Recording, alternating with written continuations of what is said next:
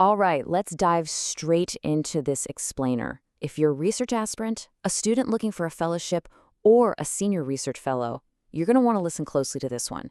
We're unpacking a seriously groundbreaking opportunity from the Green Pips Foundation that aims to fundamentally rewire India's entire R&D ecosystem. We're talking about a 7-year initiative designed not just to study the world, but to get your hands dirty and actively change it. Look at this quote right here. That is real human impact. We aren't talking about some dry, dusty academic theory today. The Green Pips Foundation is driving real empowerment at the grassroots level. But, to understand why a radically new system like this is so desperately needed, we first have to take a hard look at the massive systemic problem we're up against. Here's our roadmap for today. We'll quickly cover India's R&D paradox, the innovation bottlenecks holding us back, what the FEES program actually is, how their experiential action research model works, and finally, how you can get involved. So part 1, India's R&D paradox. Let's look at the stark contrast between our incredible potential and our actual performance. This chart really hits the nail on the head. For over 2 decades, India's gross expenditure on R&D has just flatlined below 0.7% of our GDP. To put that into perspective, the US is sitting at 3.5%, and places like South Korea and Israel are hitting the 5% mark. It's a massive, massive gap. And because of that chronic underinvestment, we end up with a severe lack of density when it comes to talent. Imagine a whole million people in India, and only about 255 of them are researchers. Over in the US, that number is well over 4,800. The takeaway here is that we absolutely do not lack brilliant minds. What we lack is the enabling environment to actually fund and nurture them. Which brings us to part 2, the innovation bottleneck. Let's unpack the systemic fault lines creating this barrier. It's really a giant puzzle of interconnected hurdles that stifle innovation. We've got an educational system that's hyper-obsessed with exams and rote learning, incredibly slow bureaucratic red tape, and a private sector that is incredibly risk-averse, chipping in a mere 36% of our R&D funds.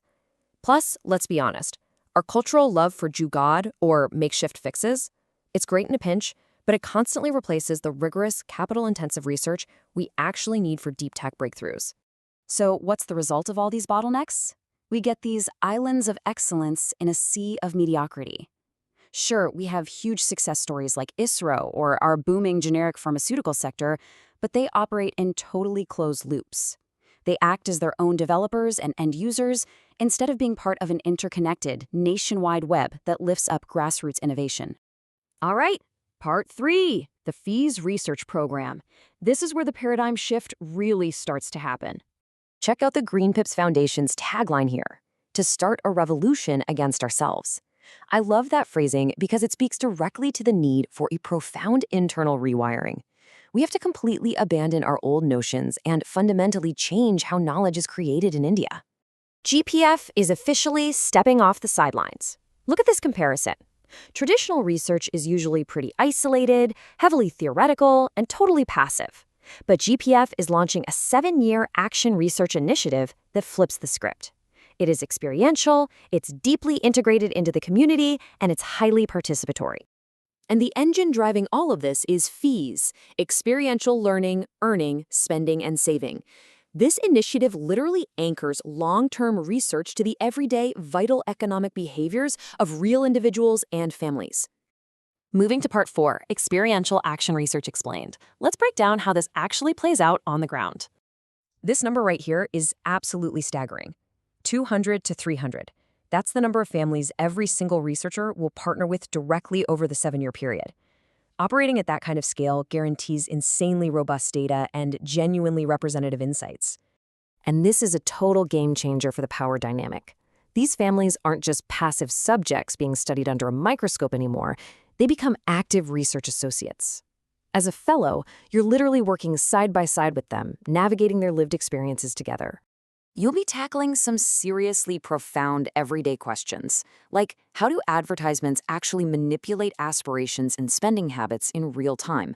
What are the actual real-world hurdles crushing the dreams of economically weaker section families? And how do people react to their own progress when they start earning and learning more? Answering these deeply human questions is exactly what leads to actionable, ethical business practices and better national policies. Now, we know a 7-year commitment is a massive ask, which is why GPF has completely overhauled the financial incentives. Listen to this. Junior research fellows are backed by a staggering Rs 1 crore in funding. And for the senior research guides out there, you aren't just sitting back mentoring. You're an active participant in the field, fully supported by a monthly allowance ranging from Rs 33,000 to Rs 45,000. It creates a highly sustainable, highly professional environment for everyone involved. Finally, Part 5. Join the innovation revolution and help build the ecosystem. Doing this is so much more than just padding a resume or publishing another paper. It's about applying, totally immersing yourself in action research, and building that crucial grassroots network from the ground up. You'll be generating the exact kind of data that bridges the gap between consumers and producers and actively shapes real policy. So I'm going to leave you with this final thought. India is absolutely at a crossroads right now. A piecemeal, band-aid approach to our R&D deficit just isn't going to cut it anymore. We need a massive, holistic rewrite of how we fund, educate, and innovate.